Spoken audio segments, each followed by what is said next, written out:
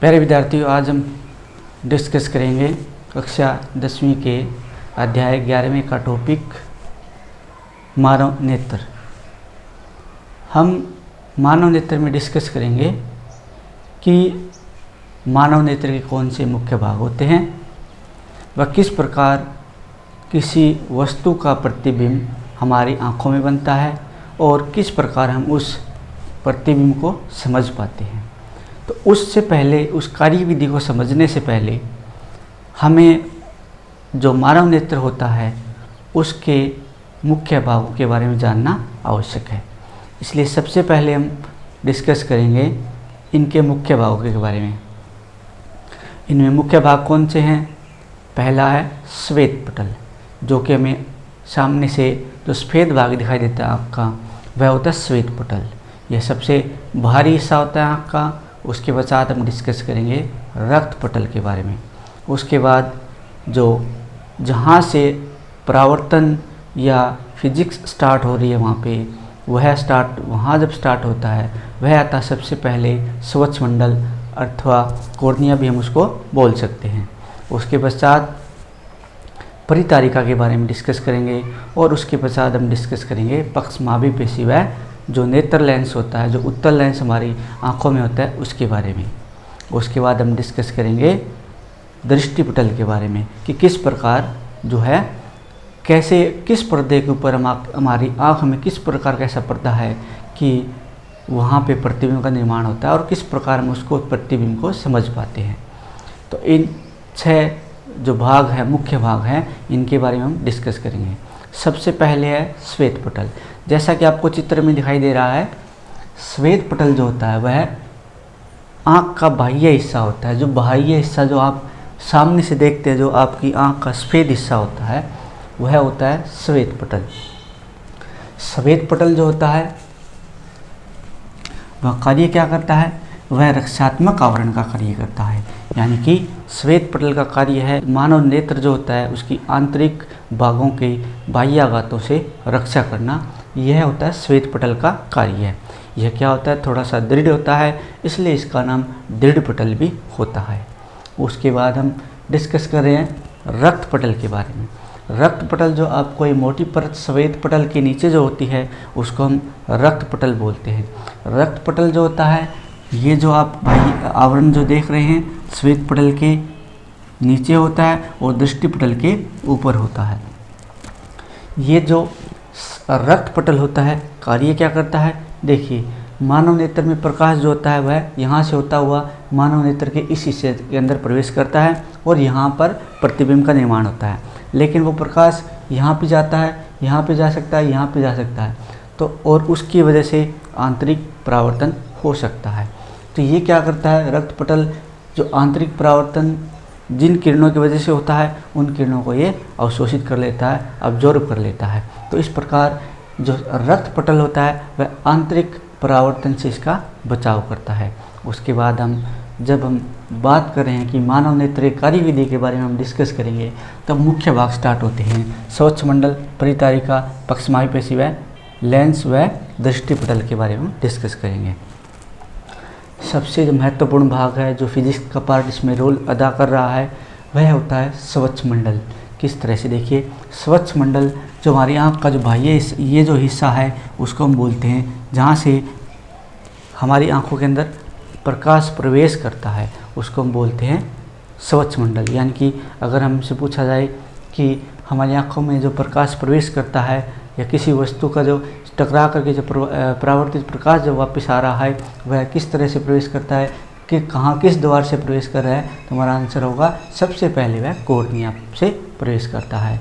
और कॉर्निया जो होता है वही ऐसा है कि सबसे अधिक अपवर्तन जो होता है वह कॉर्निया में ही होता है। प्रकाश जो आता है वह क्या आता है? वो फैला हुआ डाइवर्जेंट भी आ सकता है, कन्वर्जेंट भी आ सकता है। तो सबसे पहले जो प्रकाश यहाँ पे आ रहा है उसका अपवर्तन कहाँ पे होता है? स्वच्छ मंडल यानी कॉर्निया के अंदर। यानी कि कॉर्निया जो होता है वहाँ से प्रकाश प्रवेश करता है और वहीं पे सबसे अधिक अपवर्तित होता है।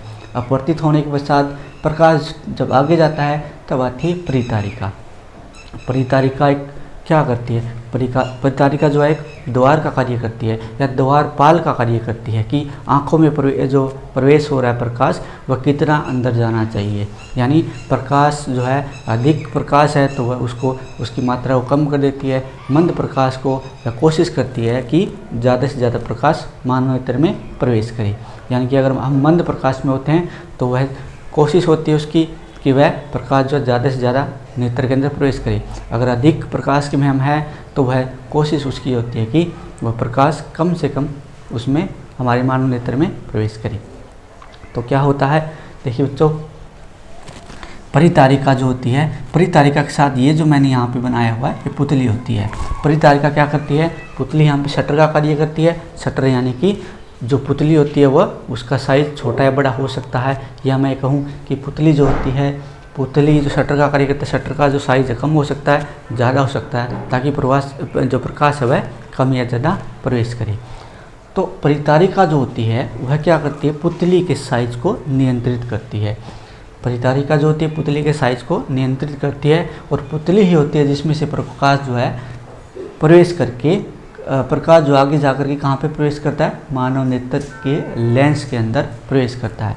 यानी कि परितारिका कार्य करती है पुतली के साइज़ को नियंत्रित करने का, और उसके जैसे ही पुतली में से प्रकाश जाता है वह कहाँ पे जाता है, फिर मानव नेत्र के लेंस में या नेत्र लेंस में प्रवेश करता है।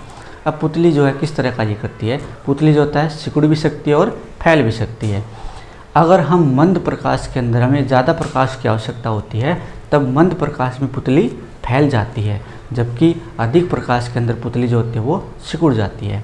अब पुतली को जो होता है अब अपने साइज़ को कम या ज़्यादा करने में थोड़ा सा समय लगता है। इसलिए जब हम क्या देखते हैं, जब अंधेरे कमरे से हम बाहर प्रकाश वाले कमरे के अंदर आते हैं तो हमारे थोड़ा सा समय के लिए अंधेरा हमें महसूस होता है। इसीलिए क्योंकि पुतली का जो साइज़ होता है मंद प्रकाश में अधिक था, और अधिक प्रकाश के अंदर जब हम प्रवेश करते हैं तो क्या होता है, पुतली अपने साइज़ को सिकुड़ जाता है उसका, तो उसमें वह थोड़ा सा समय लेती है। इसकी वजह से हमें थोड़े समय के लिए अंधेरा महसूस होता है। उसी प्रकार अगर हम अधिक प्रकाश वाले स्थान पे होते हैं और जब हम मंद प्रकाश में जाते हैं तब भी हमें थोड़ा सा क्या लगता है, अंधेरा महसूस होता है। हम प्रकाश से मंद प्रकाश वाले कमरे में जाते हैं तो पुतली जो होती है अपने साइज़ को फैलाती है और उसमें थोड़ा सा समय लगता है, इसलिए हमें थोड़ा सा अंधेरा महसूस होता है।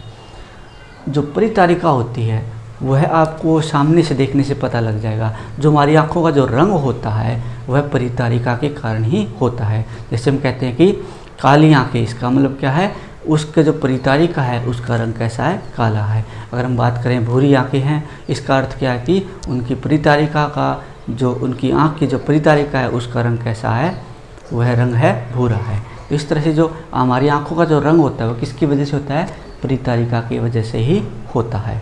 नेक्स्ट जो हमारा है टॉपिक वह है पक्षमापी पेशी व लेंस। देखिए पक्षमापी पेशी कहाँ पे है, यहाँ पे हम चित्र के अंदर देखते हैं।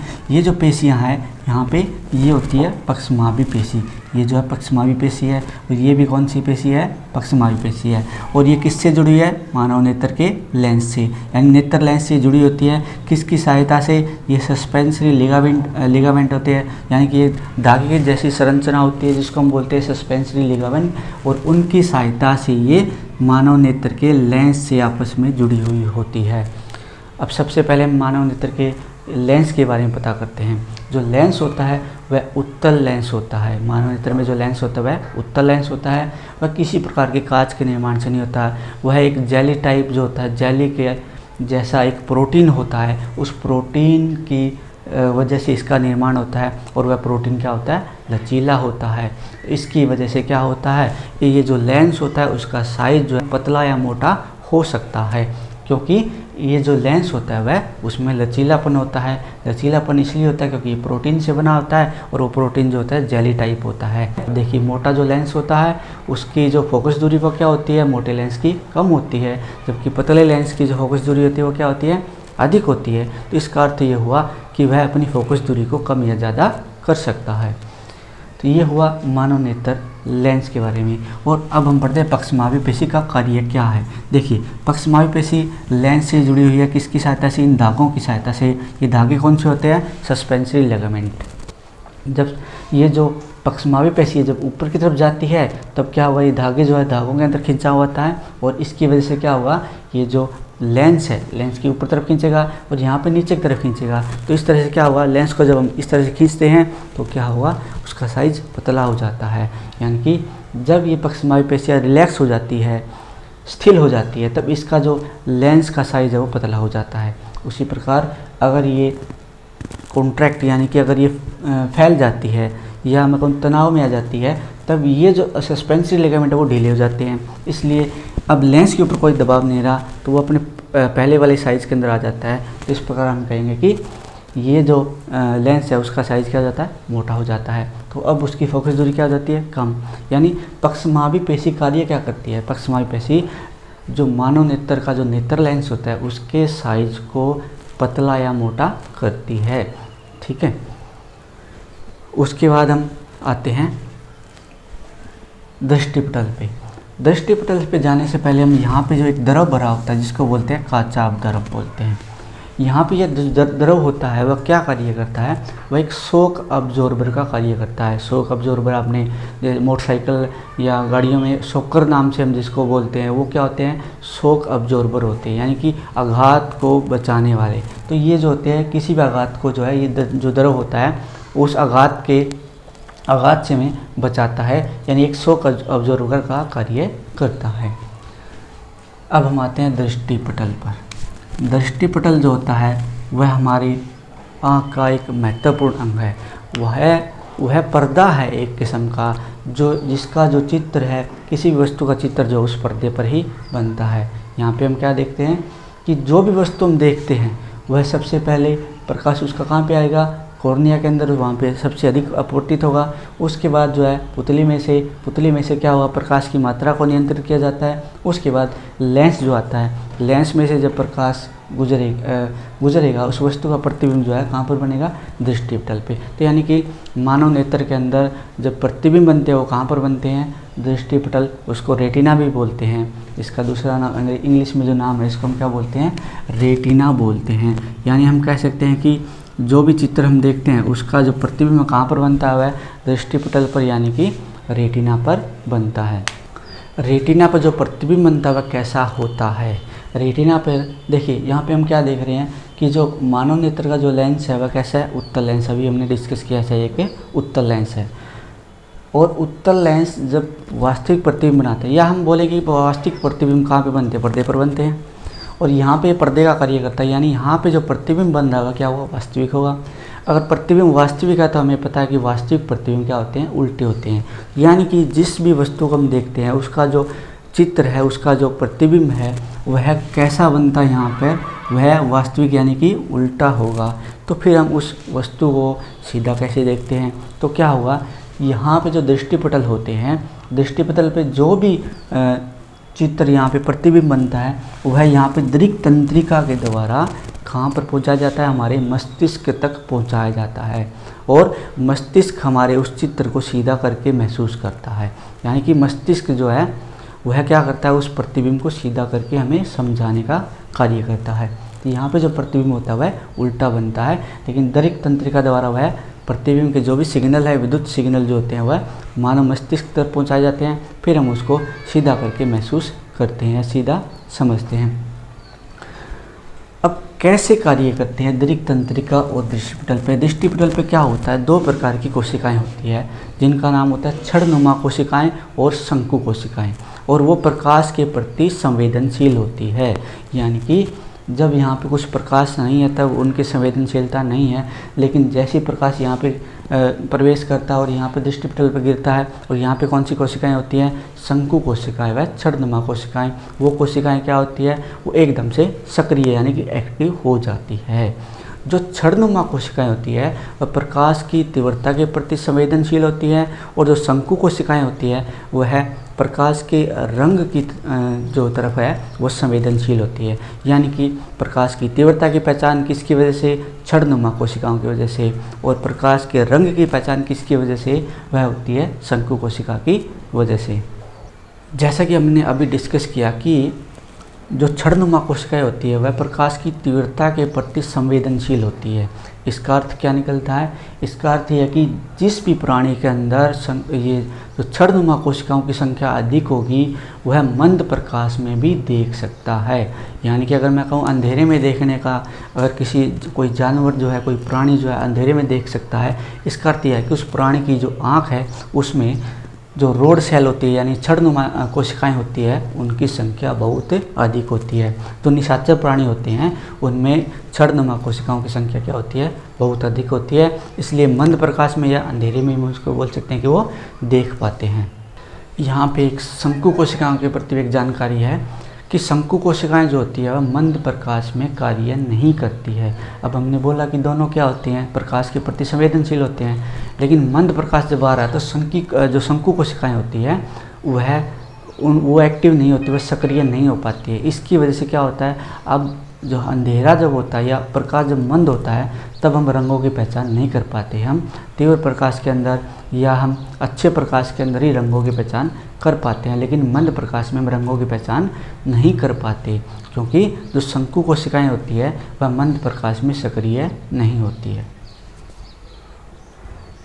प्यारे बच्चों, अभी हमने डिस्कस किया कि मानव नेत्र का किस तरह कार्य करता है और कैसा उसका संरचना होती है। अब इस पूरी संरचना को जब हम बात करें, पूरा जो नेत्र गोलक है इसको हम बोलते हैं नेत्र गोलक। इस पूरी संरचना का जो उसको हम क्या बोलते हैं? नेत्र गोलक बोलते हैं। यानी कि आँख का जो गोल संरचना होती है उसको हम नेत्र गोलक बोलते हैं। और जो नेत्र गोलक होता है उसका जो व्यास होता है वह लगभग 2.3 सेंटीमीटर होता है। यानी ये जो नेत्र गोलक है इसका व्यास कितना होता है? लगभग 2.3 सेंटीमीटर, यानी कि 2.3 सेंटीमीटर होता है।